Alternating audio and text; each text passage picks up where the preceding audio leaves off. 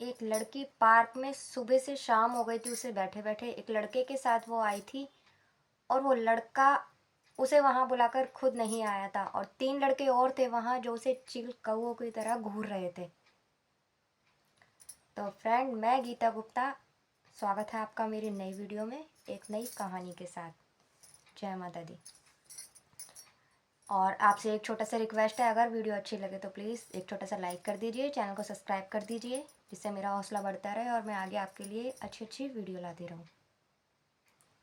तो एक लड़की होती है दोस्तों, वो एक लड़के के साथ आ जाती है। एक लड़के के साथ नहीं आती, उसके कहने पे अपने घर से आ जाती है और घर वालों को बोलकर लेटर छोड़कर आती है कि मैं घर से जा रही हूँ हमेशा हमेशा के लिए। वो आ जाती है, आकर जहाँ वो लड़का बुलाता है वहाँ आकर पार्क में बैठ जाती है। वो सुबह 9 बजे की आई होती है, दोपहर में 12 बज जाते हैं, 2 बज जाते हैं, और जिस पार्क में वो बैठी होती है वहीं एक लड़का होता है जो फल बेच रहा होता है, फल की रेडी लगाता है, वो वहीं था। उसका नाम होता है राजेश और लड़की का नाम होता है ममता। और वो लड़का उसे देखता रहता है कि ये लड़की सुबह से यहाँ बैठी होती है। उसके अलावा 3 लड़के और होते हैं जो उसे गलत निगाहों से देखते हैं, वो भी उसे घूर रहे होते हैं। उस लड़की की निगाह भी उन पर पड़ती है और वो जो फल बेच रहा होता है राजेश, वो भी उसे देख रहा होता है। वो उसे कहता है ये लड़की अब तक तो ठीक थी, 2 बज जाते हैं, 4 बज जाते हैं, 4 बजे के बाद वो लड़की कॉल करती है, फ़ोन पर बात करती है, रोती भी है कितनी बार। तो वो लड़का समझ जाता है कि ज़रूर कोई बात है, ये लड़की परेशान है।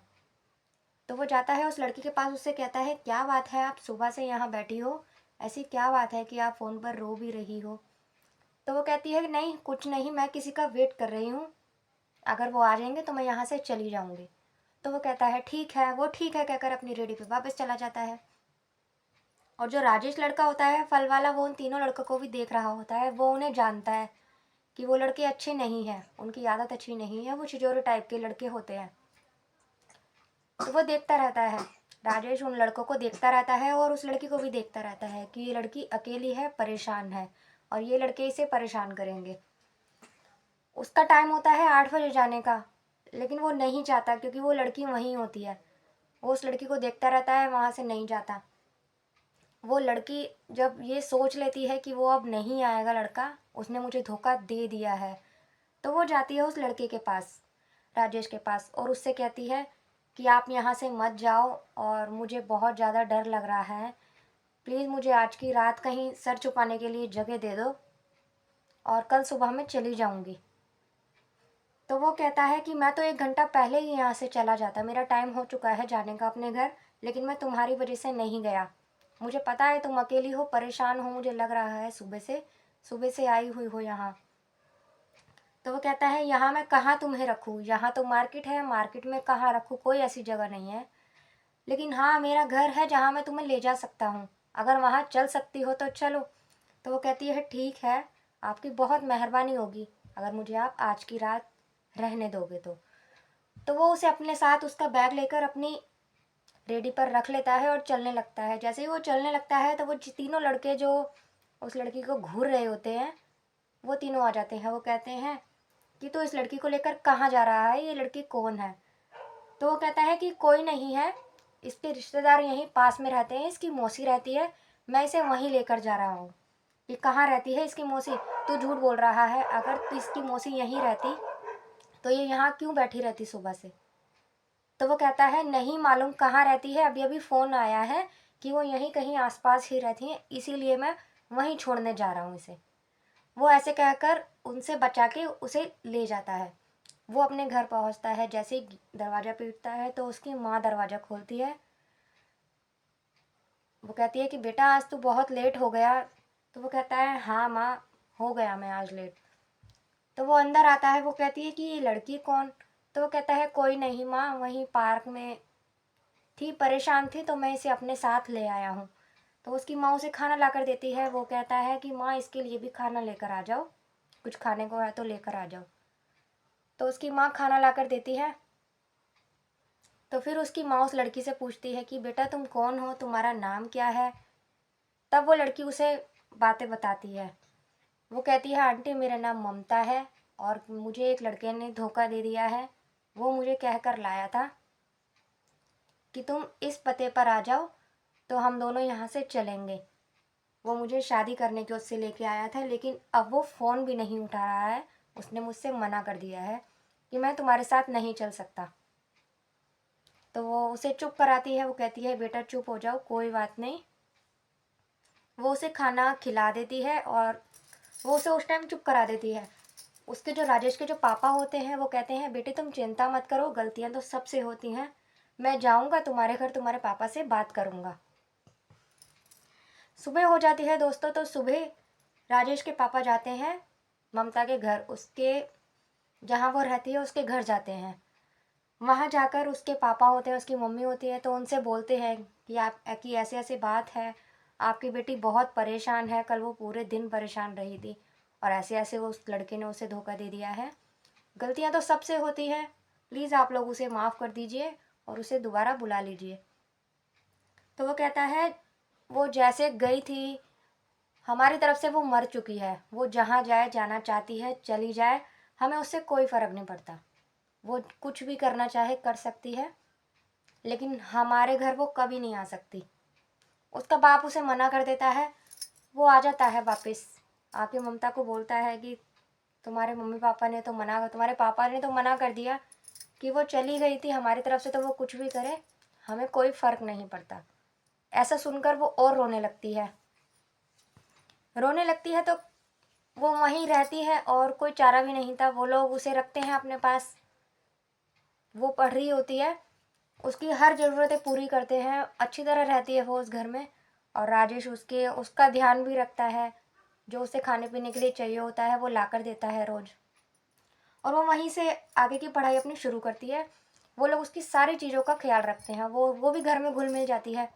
राजेश फल की रेडी लगाता है और उसके पिताजी भी फल की रेडी ही लगाते हैं, तो दोनों की मदद भी करती है। वो फल खरीद कर लाते हैं तो फल रेडी पे सजाती है, राजेश के भी और उसके पिताजी के भी। और घर का काम में भी उसकी माँ की मदद करती है। वो लोग भी उसे पूरी सपोर्ट करते हैं, उसकी जो भी उसे पढ़ाई के लिए पैसों से मदद करते हैं वैसे भी सपोर्ट करते हैं, उसे पूरा पढ़ाई करवाते हैं उसे आगे। ऐसे ऐसे 3 महीने निकल जाते हैं उसे वहीं रहते रहते। 3 महीने बाद एक बारी और उसके पिताजी, राजेश के पिताजी उसके घर दोबारा जाते हैं। फिर वो उससे कहते हैं कि अब 3 महीने निकल चुके हैं और आपकी बेटी बहुत ही अच्छी है। 3 महीने हो गए उसे हमारे घर पे रहते हुए। आपकी बेटी बहुत अच्छी है, हमने अभी तक उसमें कोई चीज़ ऐसी नहीं देखी कि जो ख़राब हो। बच्चों से गलती हो ही जाती है, तो प्लीज़ आप लोग उसे माफ़ कर दीजिए और उसे अपने घर बुला लीजिए वापस। तो वो कहते हैं आप अब आए हो हमारे घर, आज के बाद दोबारा मत आना। हमारे लिए वो मर चुकी है और हम उसे भूल चुके हैं। वो कुछ भी करे हमें कोई फ़र्क नहीं पड़ता और आप आज के बाद हमारे घर दोबारा मत आना। वो ऐसे कहते हैं, लेकिन उसकी माँ होती है उसे देख रही होती है, लेकिन वो बात करना चाहती है अपनी बेटी के बारे में। उसकी आंखों में आंसू भी आ जाते हैं, लेकिन अपने पति की वजह से वो बात नहीं कर पाती है और वो वापस आ जाता है। आकर अपनी बीवी को बताता है, राजेश की माँ को, कि ऐसी ऐसी बात हुई है। तो राजेश की माँ मना कर देती है कि आप ममता के आगे ये सब बातें मत बोलना, नहीं तो उसे और दुख होगा, वो रोएगी, आप उसके सामने ये सब बातें मत करना। वो कहता है ठीक है नहीं करूँगा। फिर ऐसे ही होता है, ऐसे ही दिन निकलते जाते हैं और दोनों अच्छे से रहते हैं। राजेश उसकी हर ज़रूरतों को पूरा करता है, जो उसे खाने को चाहिए होता है, पढ़ाई के लिए चाहिए होता है, सब कुछ ला के देता है। लेकिन कभी भी दोनों, राजेश उसको गलत नज़रिए से, या वो कभी उसको गलत नज़रिए से नहीं देखता, ना ही उसे कभी छूता, ना कुछ करता। आराम से उसके साथ रहता है एक दोस्त की तरह। उसका एग्ज़ाम होता है तो वहाँ भी उसे लेके जाता है। अच्छे से रहते हैं। वो उस परिवार में बिल्कुल घुल मिल गई थी, लगता ही नहीं था कि वो किसी और परिवार की है। ऐसे ही एक दिन उसकी दरवाज़ा खोलते हैं तो उसकी माँ आती है। ममता की माँ आई होती है, उसके संग एक औरत और होती है। तो वो उसको देखते ही रोने लगती है, गले लग जाती है, माँ माँ करने लगती है। तो जो उसके साथ में औरत होती है वो मौसी होती है। ऐसे ही बात करने लगते हैं तो राजेश के पापा कहते हैं कि आप भाई साहब को बता के नहीं आई हो, अगर उनको पता लगेगा तो वो गुस्सा करेंगे। तो वो कहती है कि इसके पापा 3-4 दिन के लिए बाहर गए थे, इसलिए मैं मिलने चली आई, अगर उनको पता लगेगा तो वो गुस्सा करेंगे। तो बैठते हैं, खाना वाना खाते हैं, बातें करते हैं। तो वो अपनी बेटी से बोलती हैं कि बेटा, आज के ज़माने में ऐसा घर परिवार कहीं नहीं मिलता, ये लोग इंसान नहीं भगवान है हमारे लिए। वो उनसे भी कहती है कि आपने मेरी बेटी का बहुत अच्छे से ध्यान रखा है, इसे दुनिया से बचा कर रखा है, आप लोग बहुत ही ज़्यादा अच्छे हैं। तो वो ऐसे बोलती है। तो उसकी माँ तो कुछ नहीं कहती, जो उसकी मौसी होती है वो जाते जाते बोल कर जाती है कि इतने दिन हो गए ममता को आपके यहाँ रहते हुए, आप लोग भी इसका अच्छे से ध्यान रख रहे हो, ये भी आप लोगों को अपना मानती है, तो क्यों ना आप अपने बेटे की शादी इससे करवा दीजिए। वो ऐसा कहकर चली जाती है। इस पर ममता उनकी बात सुनती है। ममता ने कभी राजेश को इस नज़र से नहीं देखा होता, ना ही राजेश ने इस नज़र से ममता को कभी देखा होता। तो उसके जाने के बाद ममता सोचती है, वो वैसे कभी उसे उस नज़र से नहीं देखती, लेकिन अपनी मौसी की ये बातें सुनने के बाद उसके नज़रिए में फ़र्क आ जाता है।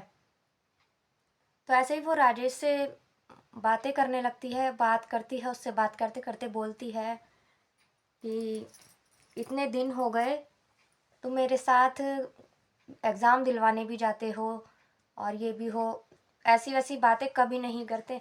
तो वो कहती है कि ऐसा मैंने तुम्हें ऐसे नज़रिए से कभी देखा ही नहीं, और तुम मेरे लिए मेहमान हो, दूसरे की अमानत हो।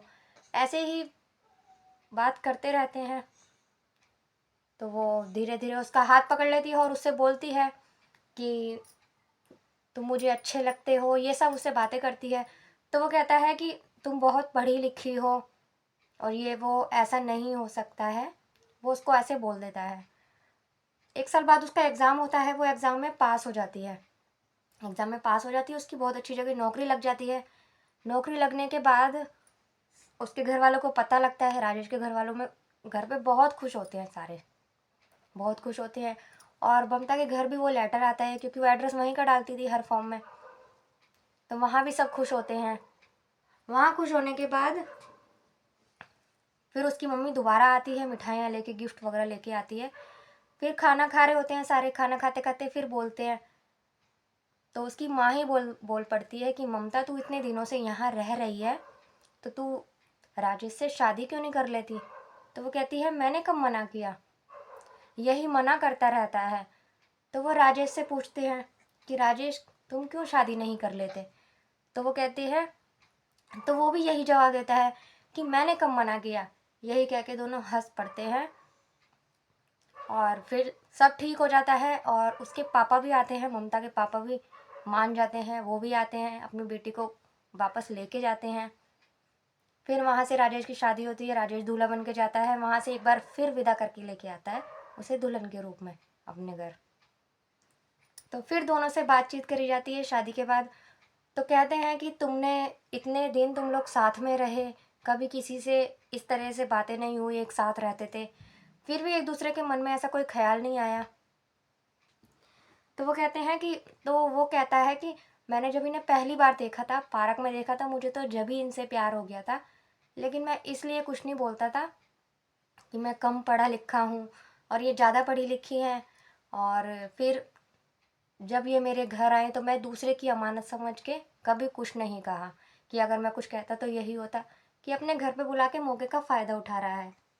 और वो भी, उससे पूछा तो वो भी यही बोलने लगी कि मैं तो पहले ही किसी लड़के के साथ आई थी और इन्होंने मेरी इतनी मदद की, इनके मम्मी पापा ने मदद की, अगर मैं इनके घर आके ऐसा कुछ बोलती इनसे, तो इनके मम्मी पापा भी यही कहते कि हमने इस लड़की को सहारा दिया और इस लड़की ने तो हमारे बेटे को ही फंसा लिया, मैं इसीलिए चुप रही आज तक। तो दोनों हंसने लगते हैं और धूमधाम से दोनों की शादी होती है, दोनों अच्छे से रह रही होती है। 2019 की बात है। और बस यहीं तक थी मेरी स्टोरी। अगर आप लोगों को अच्छी लगी हो तो एक लाइक कर दीजिए, चैनल को सब्सक्राइब कर दीजिए और मिलते हैं अगली वीडियो में। तब तक के लिए बाय बाय, जय माता दी।